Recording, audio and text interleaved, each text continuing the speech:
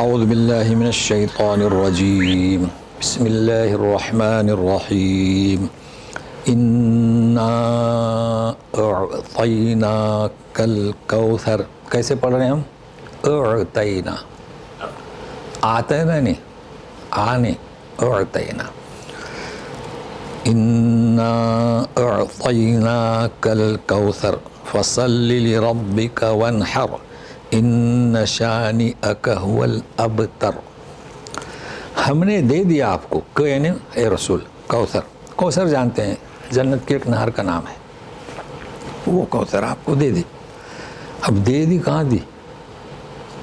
دی وہ تو قیامت کے دن.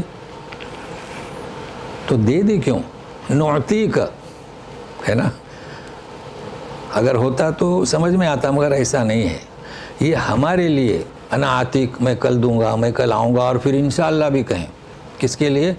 ہم مخلوق خدا کے لیے، اللہ کے لیے نہیں. اللہ نے جب کہہ دیا کہ ہم دیں گے تو حتمی اتنا یقینی ہے کہ اس کے لیے پاسٹ کا صیغہ اعطینا کا خلاص دے دیا. یہ پورے قرآن شریف میں آپ کو اسلوب ملے گا اور آپ جانتے ہیں. لیکن یہ کہ پڑھیں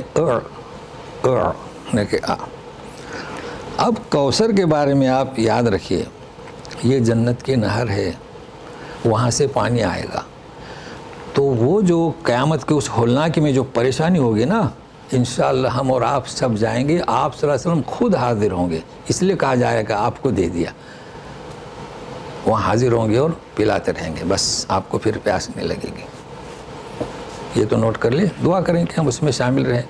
ہم تو عمل کوشش کر رہے ہیں، گھمنڈ نہیں کرتے.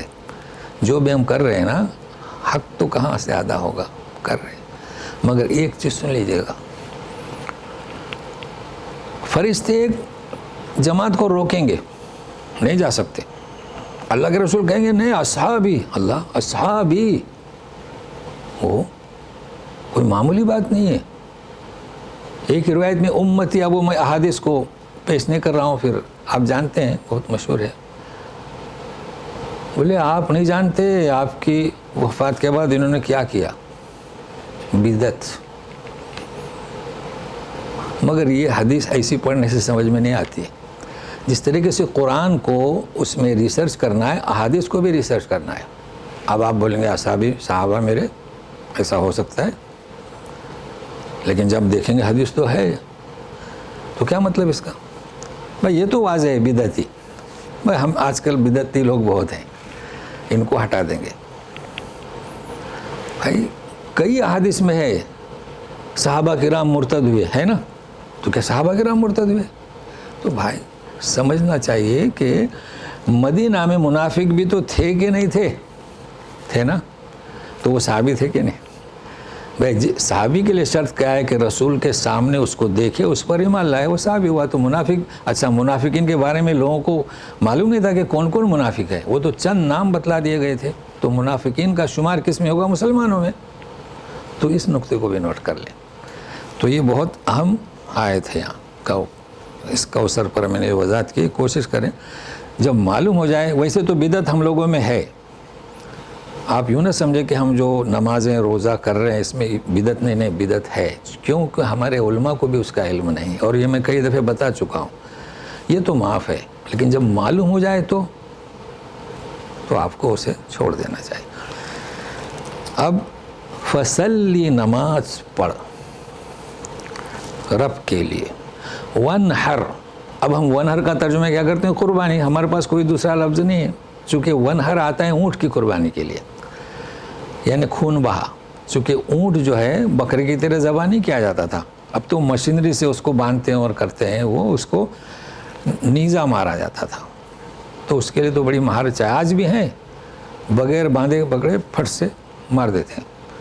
باقی کچھ لوگ رسی سے باندھتے ہیں، اور جن کو اندازہ نہیں تو وہ رسی باندھنے کے باوجود بھی اس پر حملہ آور ہو جاتا ہے. بہرحال ونحر، اسی لیے دیکھیے آج تک عید کی، یعنی وہ عید قرباں، نماز پڑھو قربانی دو. یہ آیت یاد رکھیں.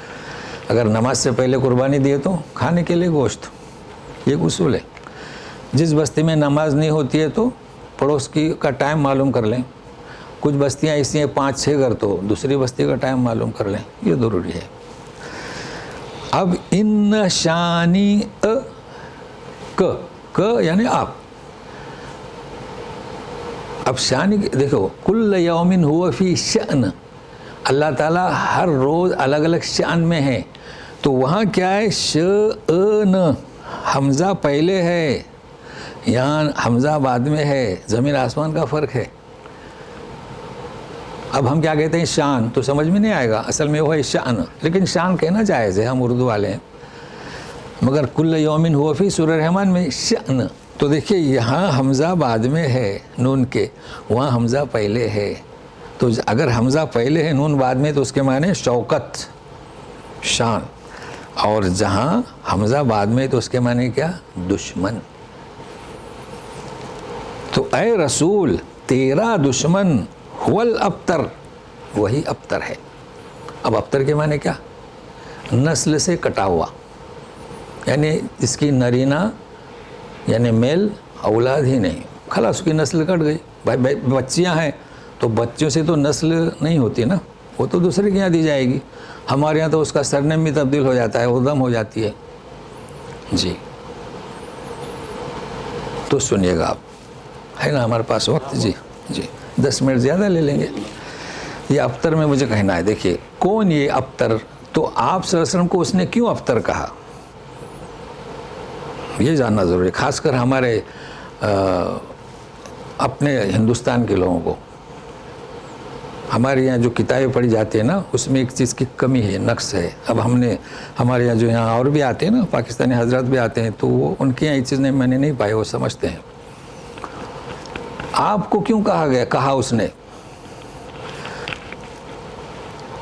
آپ کی اولاد، آپ جانتے ہیں ہمارے یہاں مشہور ہے کہ 4 بیٹیاں، نام گنانے کی ضرورت نہیں، بچپن سے پڑھتے آئے، اور 2 بیٹے ہے نا، قاسم اور ابراہیم. یہ آپ نے صحیح کہا، عبداللہ بالکل صحیح کہا، لیکن وہی مجھے سمجھانا ہے. عبداللہ کو وَلَكِنَّ أَكْثَرَ النَّاسِ لَا يَعْلَمُونَ، وہ تو آپ نے کہہ دیا عبداللہ، بہت اچھا کیا. اب سمجھ میں نہیں آ رہا ہے، یہاں جب اب درس دیتے ہیں تو سمجھ میں نہیں آتا ان کے، چونکہ وہ عبداللہ کو نہیں جانتے. کس کو جانتے ہیں؟ قاسم، جو پہلے بیٹے مکے میں ان کا انتقال ہوا. کب؟ اعلان نبوت سے پہلے. پھر مکے میں کیا نام بتایا آپ نے؟ عبداللہ. نبوت کے بعد ان کا دوسرا نام طاہر. طاہر کیوں؟ نبوت کے بعد. تو نبوت سے پہلے کا ایام جہالت، اس کو نوٹ کر لیں. اور اعلان نبوت کے بعد عبداللہ، ان کا دوسرا نام طاہر. جب ان کا بھی انتقال ہوا تو تانا دیا، او دوسرا بھی گیا، یہ تو ابھی نسل کٹے ہوئے. آ گیا سمجھ میں؟ اور وہ جو ابراہیم، وہ تو مدینہ میں پیدا ہوئے نا. تو یہ چیز ہمارے یہاں عام نہیں ہے، پتہ نہیں کیوں. ہمارے یہاں یہ عبداللہ کا نام ہے ہی نہیں، غائب ہے، تو ان کے سمجھ میں نہیں آتا ہے یہ ایسا کیسا بیان ہو رہا ہے. تو نوٹ کر لیں، نبوت سے پہلے کون؟ قاسم. نبوت کا اعلان کے بعد کون؟ عبداللہ یا طاہر، جو بھی نام ہو، طاہر بھی اور مطہر بھی. نہیں تو پھر آپ اس کو 3 کاؤنٹ کریں گے، عبداللہ، طاہر، مطہر ایک ہی. وجہ کیا اس کی؟ نبوت کے بعد. کہاں؟ مکے میں. تو اللہ نے فرمایا کہ نہیں، شانی هو الابتر. واضح ہو گیا؟